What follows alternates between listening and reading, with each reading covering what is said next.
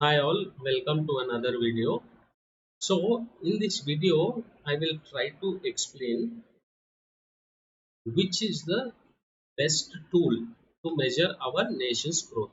So whether it is GDP, that is gross domestic product, or per capita income, or Icor, this is incremental capital output ratio, or purchasing power. So out of these four tools, which is the best measure to ascertain our national growth? Okay. So I will throw some special light on Icor. So that is incremental capital output ratio, right? So this topic is useful for general studies and with specially related to economy. So you can consider this topic for all these public service commission exams, right? So we will have a step-by-step understanding of all these things, right? So this is the first one, right? Here we have GDP. I think most of the people will be aware of what GDP is, right? So GDP measures the quantity that a country can produce in a financial year. Okay. So this quantity you multiply with the amount. So whatever the amount that results will be the GDP. Okay. So this is not considered with the quality. Okay. I will explain how it is not considered with quality. So suppose if you consider this apple basket as India, right? I'm just trying to explain it in layman terms so that everybody can understand. So if you consider this as India, right? So if you consider this apple basket as India, so India has produced total 200 quantity of apples. Okay. So let us assume that this each apple cost 1 rupee. Okay. So this 200 apples cost each 1 rupee. So the total amount becomes 200, right? So the total amount here becomes 200. So this is the total GDP of India. Okay, this is just an assumption. So here you are calculating only the quantity, right? So but you are not concerned with the quality. So you will not see whether how many apples are not rotten or how many apples are edible. Okay, you are only concerned with the quantity. So this is the main drawback of GDP. Okay, so you cannot get the clear picture of quality of growth. Okay, so even in this GDP, the real GDP, okay, that we calculated constant prices. Okay, so here we take any year as a reference point. Based on those years, we calculate the GDP. Okay, here the inflation changes you cannot observe. That gives the wrong optical illusion of GDP. Okay, so currently the constant year which we have is 2011-12. Okay, so based on those years we calculate our GDP to get the clear picture. So this is about the GDP and its drawbacks. So if you want to compare the GDP of 2 years, how we compare is by comparing the quarters. Okay, so the year will be divided into 4 quarters. Each quarter has 3 months. Okay, so we will calculate the growth rate for this quarter. So suppose if there is financial year 2022, okay, here it is 2022, I want to compare it with 2023. So how I compare is that I will take the value which I get over here. Suppose there is 6.2% growth in quarter 2 of 2022, and here in the 2023 in the same quarter I found 6.3 percentage. So overall there is a 0.1% of increase. Okay, so that is how we compare the GDP of 2 years. And after this all the quarters we compare the total year. Okay, so the total year whatever the growth we observe, we can compare it to the 2 years. So if we do not have the entire year data, we try to analyze the quarters. Okay, so that is how we calculate the differences between 2 years GDP rates, right? So the next topic is per capita income. So already we have seen the GDP, right? So here, if you divide GDP, okay? So if you divide GDP by country's population, okay? So if you divide GDP by country's population, then you get the per capita income, okay? So here the per capita income is better than GDP. Why? Because it shows the qualitative growth. Okay. So here the per capita income shows the qualitative growth, right? So suppose in the recent example, we have seen that there are totally 200 apples, right? So 200 apples that India produces, okay? And each costs 1 rupee. So the total GDP would be 200 rupees. Suppose there is a population of 10% in India. Okay. So now I will divide this 200 GDP by 10%. Okay. So the per capita income which we get is 20 rupees. Okay. So each person is earning 20 rupees on an average in India. Okay. So this is just for an assumption purpose. So this is how you calculate per capita income. Okay. So though we consider per capita income as a better measure to ascertain nation's growth, here we cannot find the income inequalities. Okay. So if you check the Oxfam report, okay. So Oxfam, this gives the information about the income inequalities in India. Okay. So though we consider per capita income as the better measure than GDP to ascertain the nation's growth. But here, the main drawback is that the income inequalities cannot be measured.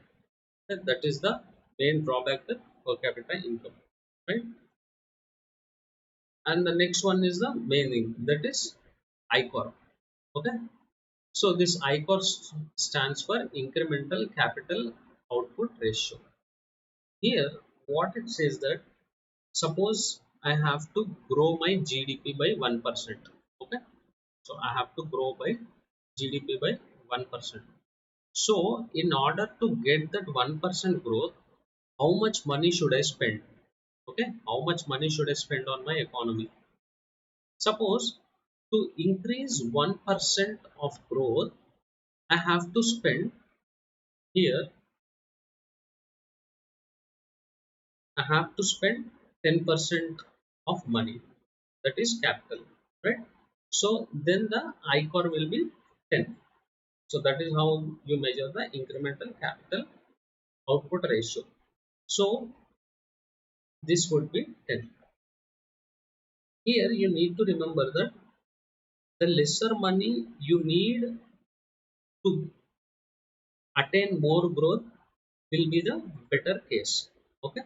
So if you want lesser money to attain higher growth, that will be an easy situation, right? So if you have to spend more money to get the 1% growth, then that is not useful. We are not using our resources efficiently. That is what it says. So you need to have always lesser ICOR. That will be beneficial for the economy. So here I will give the clear picture about ICOR. As already I have said that I will give a clear understanding of ICOR. So here, as we already said, right, GDP cannot calculate efficient use of resources, or in short, efficiency. Okay, so that is the drawback with GDP. So this ICOR model is related to Harold Dahmer growth theory. So this was postulated in 1939. Okay, so this is related topic to Harold Dahmer growth theory. Okay, and currently for India the Icor value is at 4.4. Okay, so this is very good value. Okay, so to increase 1% of our economy we need to spend 4.4% of capital. Okay, in the past decade it was 7.5, it was very high, this is not good. Now we have came down to 4.5, so this is clearly a case of improvement in India. And what economists consider is that any anything between 3 to 4 is an ideal icon. Okay, so if we are spending 3 to 4% of capital to increase 1% of growth of our GDP, then it is okay. Okay, currently India is at 4.4. Also, the reasons for drop in ICOR. So why India has less ICOR values? Okay, what is the reason for decrease from 7.5 to 4.4 in India? So we will have the clear understanding. What CRISIL says. So this CRISIL is a rating agency. Okay, rating agency. What it says is that after 2008 crisis, okay, in 2008 we have seen the recession, right? So after recession, the economy recovered. Okay, economy recovered and the consumption also improved. This led to the increase in the GDP. Okay, so after the recession, there came new investments. Okay, so after the recession, we got new investment, and also already we had past investments also. Okay, so these past investments gave good results in terms of Icor. Okay, so they did not use the new investments. Whatever the investment they had earlier, used it so that they got the good returns. This new investment has not been used, so they can expand their services more. Also expand the economy. So that is how this drop in Icor has occurred. And also secondly, government has spent so much money on infrastructure. Now if you observe in case of India also, India is currently spending so much money on infrastructure in the border areas along with the hinterland areas also. Okay, so and they are finishing them very quickly. Okay, so if you invest 1% in the infrastructure projects, we will get 2.45 rupees in return. So that is the reason why we need to invest in infrastructure. Okay, it will give the better results for the investment which we make. And also here the productivity also increases. Okay, so the this productivity is a qualitative aspect. Okay, so what it says here is that if we can get more out of less capital, so you are spending less money to get more output, then it is good thing, right? So in that case you don't need higher investments also, you can manage with the money whatever you have. So even if the government and private sectors doesn't provide the capital, then there is no issue. Even in that case also GDP can increase. GDP can increase. Why? Because you are using the whatever money you have to get the more output. So that is what we call the game of productivity. Okay? Getting more out of less. So although we say that ICOR is the better measurement to check the nation's growth, it has some problems.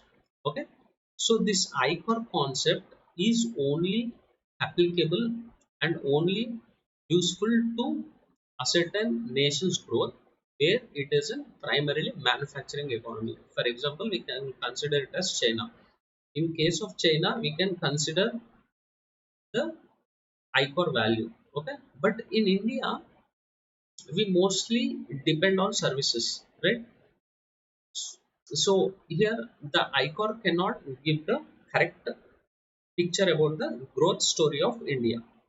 Okay, why? Because in software industry this is not capital intensive, right?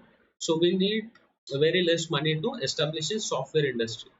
Okay, and output will be more. So here less money and more output.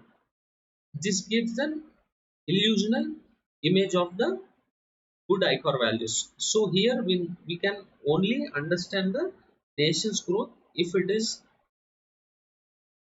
manufacturing economy, which is not in case of India.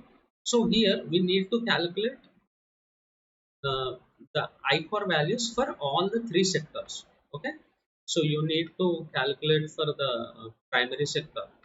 Okay, the primary sector and the secondary manufacture sector and tertiary service sector. Okay, so if you calculate separate ICORs for all these three sectors, then it will be easy,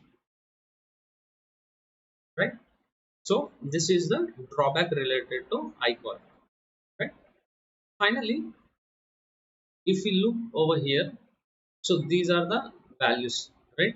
So currently, as we have seen, right, we are at 4.4. So this is very good value. Anything between 3 to 4 is a good value.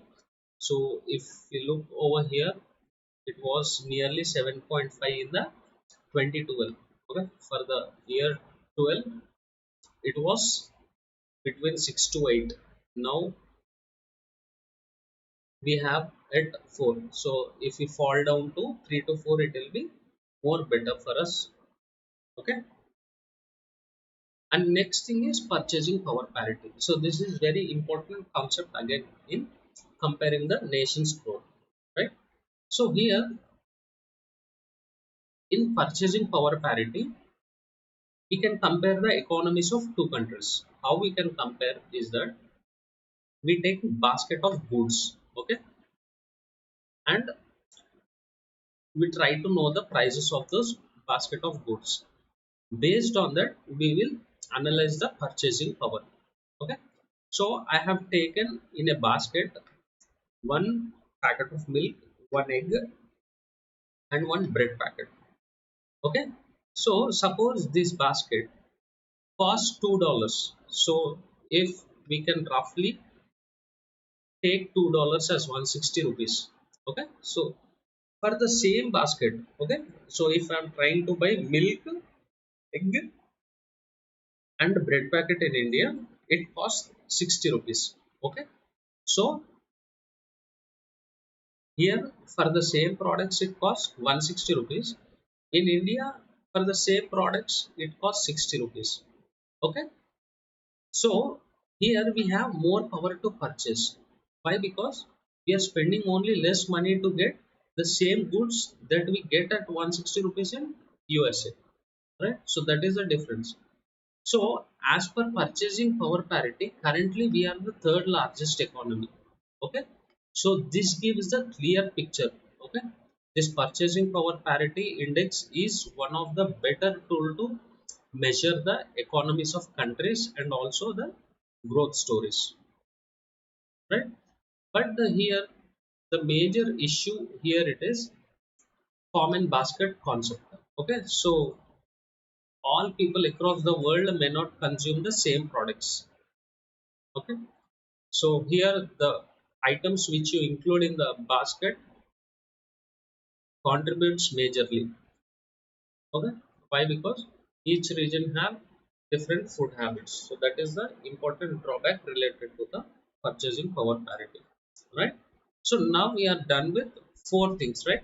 One is GDP, and other is PCI, that is per capita income. The next thing is Icor, and the next thing is purchasing power parity. So we have had clear understanding of what all these things stands for. Okay, now if we try to analyze all these things, although we have these four measures, which one is better to consider for nation's growth? Okay, so what I think is that since the data in economy is very humongous and very confusing at times to calculate, I think currently GDP is the best measure. Okay, why? Because it is easy to compare between the nations and also nations growth story, right? and in the next place stands the purchasing power parity, right? But here in purchasing power parity, the contemporary changes are taken into consideration. Okay, this gives the better understanding about the current situations, right? Most of the revered economists like even Subramanya Swamy considers purchasing power parity as a better measure to ascertain the nation's growth, right? And also there are some economists who say that next to GDP and purchasing power parity, uh, per capita income is best measure to know the nation's growth, right? So if you calculate the year on year values of all these things, then you can easily compare the growth story of countries. So this is what I intended to explain in this lecture. I hope it has cleared your doubts, and in case if you find difficulty in understanding anything, please comment down in the comment section so that I'll be able to clear your doubts. Thanks for listening.